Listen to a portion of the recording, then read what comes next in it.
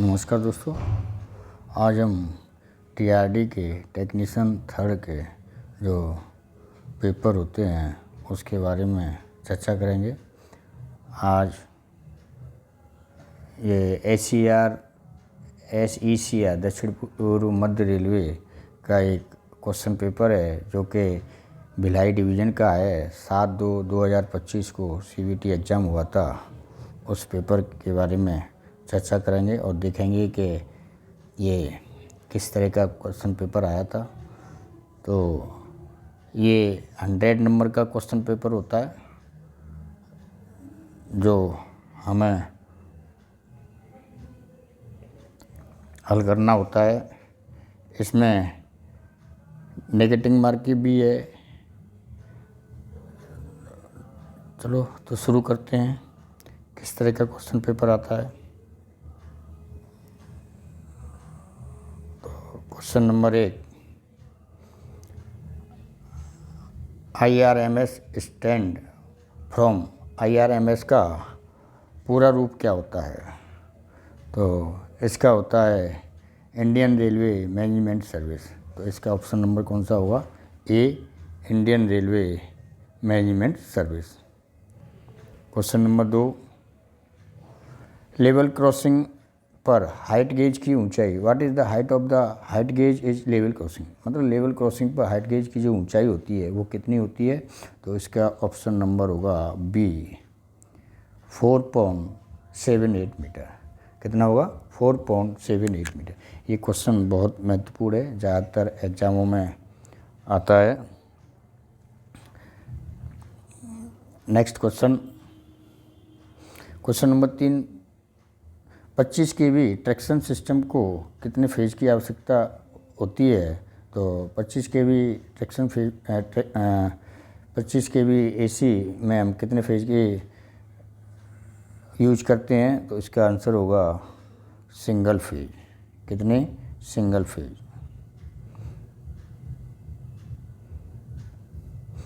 Question number 4, कि dropper are used for. Dropper का उपयोग किसके लिए किया जाता है? तो लेबलिंग द कॉन्टैक्ट वायर या मेंटेन स्टेगर या reduce sag in catenary wire या नन ऑफ। तो ड्रॉपर का जो उपयोग किया जाता है वो कॉन्टैक्ट वायर को लेबलिंग में रखने के लिए किया जाता है। तो इसका आंसर होगा option number A, labelling the contact wire. Next question, what is the standard height of overhead equipment achieve on A railway track. कि रेलवे ट्रैक पर जो ओवरहेड उपकरण होते हैं उनकी मानक ऊंचाई कितनी रखी जाती है? तो वो होती है 5.5 मीटर। Option number B. इसका कितना होगा? क्वेश्चन नंबर 5 का option number B. Next question, in AC traction the axial distance between catenary contact wire in vertical plane at mid span should not be more than. तो AC traction में mid span में जो catenary contact के बीच में जो vertical distance होती है वो कितने से कम नहीं होनी चाहिए? तो वो है 150 mm, 150 mm। कितने से कम नहीं होनी चाहिए? 150 mm। तो इसका आंसर है option number A. Next question, regulated OHE is suitable for the speed. Regulated OHE किस गति के लिए उपयोग है? तो आज अब जो OHE बनाई जा रही है वो 160, कितना? 160, 160 किलोमीटर पर आवर। तो ऑप्शन नंबर ए सही है। नेक्स्ट क्वेश्चन,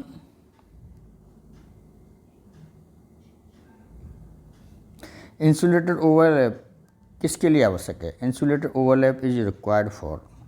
कि इंसुलेटेड ओवर के तो OHE सेक्शन के लिए, या to cap the current correction zone, या maintain then the height of OHE conductor, या all of above.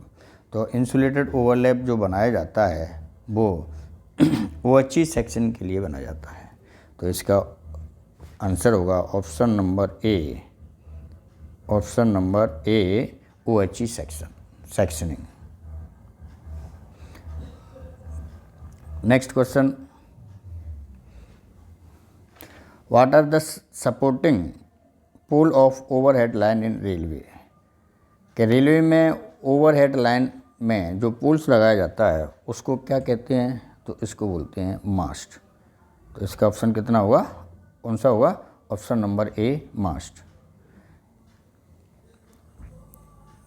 Next question, question number 10 कि what is the device installed in the contact wire to the separate two elementary section and provide smooth passage for the pantograph called?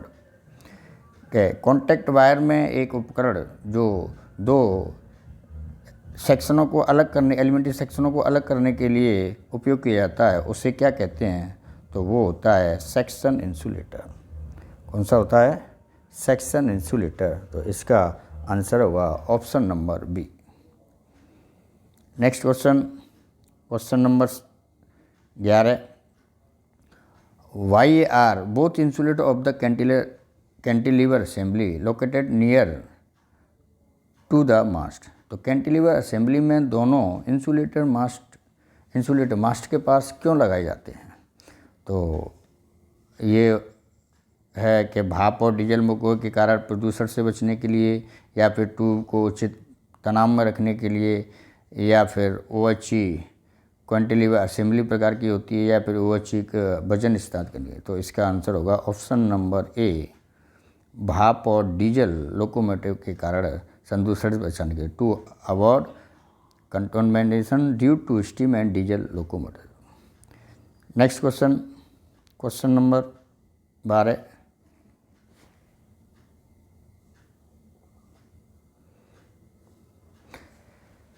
Which is the part of cantilever assembly? Cantilever assembly का कौन सा हिस्सा है? Steady arm, adjuster sleeve, anti band, या all of them? तो हम जानते हैं कि कैंटिलीवर असेंबली का कौन सा हिस्सा है? तो स्टडी आर्म भी होता है, एडजस्टर स्लीप भी होता है, एंटी बैंड भी होती है। तो इसका ऑप्शन नंबर डी। तो कौन सा होगा इसका? Option number D. Next question, question number 13 the tube of the cantilever assembly are made out of. Cantilever assembly के ट्यूब किससे बने होते हैं? तो एल्युमिनियम ब्रोंज का, या एल्युमिनियम का, या इलेक्ट्रोलाइट कॉपर का, या गैल्वेनाइज्ड स्टील का? तो हम सबको पता है कि OHE में गैल्वेनाइज्ड स्टील ही प्रयोग की जाती है। अतः इसका जो आंसर होगा 13 का वो option number D, galvanised steel. Next question, question number 14 minimum working clearance danger zone for 25 kV AC। तो 25 kV AC के लिए जो न्यूनतम वर्किंग क्लियरेंस होता है वो कितना होता है? तो OHE में जो वर्किंग क्लियरेंस होता है वो कितना रखा जाता है? 2 मीटर। कितना रखा जाता है? 2 मीटर। तो 14 का जो ऑप्शन जो आंसर होगा option number B, 2 metre. Next question,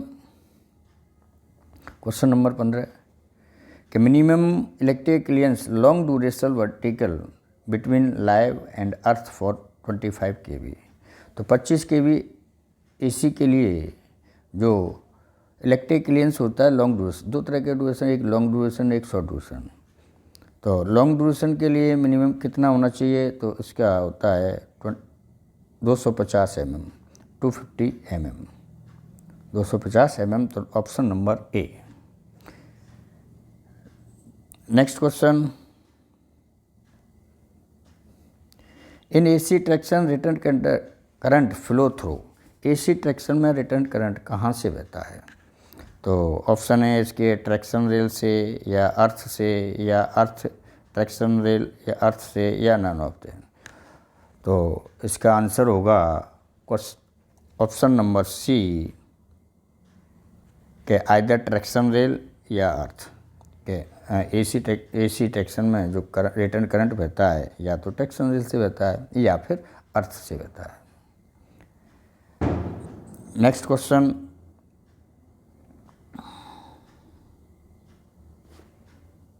question number 17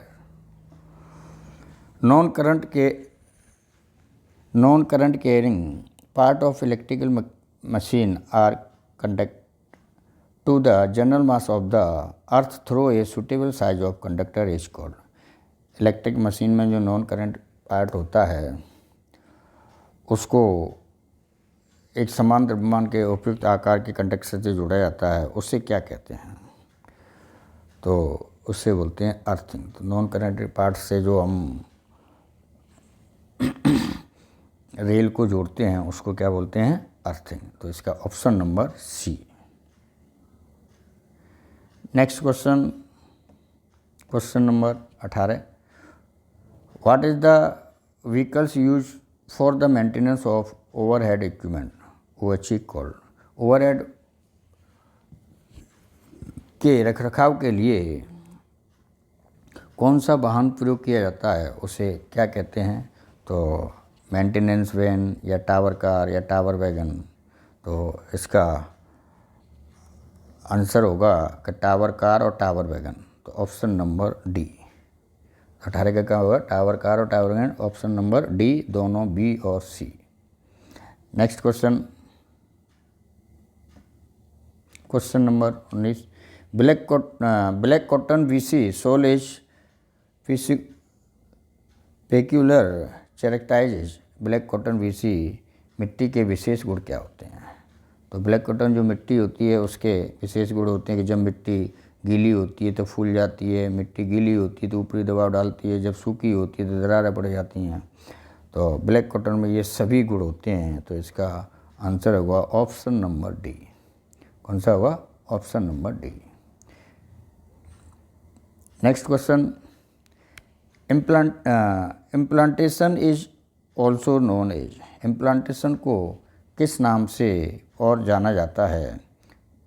skip distance या सेटिंग डिस्टेंस या क्लियर स्पैन या ट्रैक सेपरेशन। तो इम्प्लांटेशन को सेटिंग डिस्टेंस से जाना जाता है। तो इम्प्लांटेशन का दूसरा नाम क्या है? Setting distance. इसका आंसर होगा option number D. Next question 21, the length of mast below rail level for regulated OHE should not be less than. कि रेगुलेटेड OHE के लिए रेल लेवल जो मास्ट से कम कितने नीचे होनी चाहिए?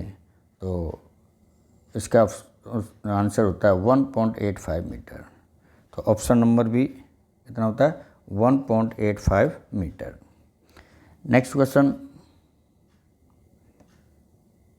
Question 22, 9 ton insulator is used mainly for. 9 ton insulator मुख्यतः किसके लिए उपयोग किया जाता है?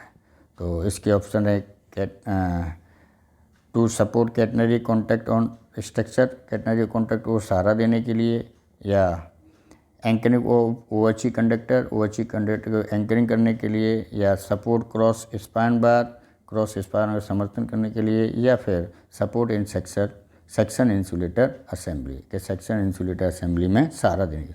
तो 9 टन इंसुलेटर जो प्रयोग किया जाता है वो हमेशा OHE कंडक्टर के एंकरिंग के लिए प्रयोग किया जाता है। तो इसका ऑप्शन नंबर बी। कौन सा होगा? Option number B. Next question,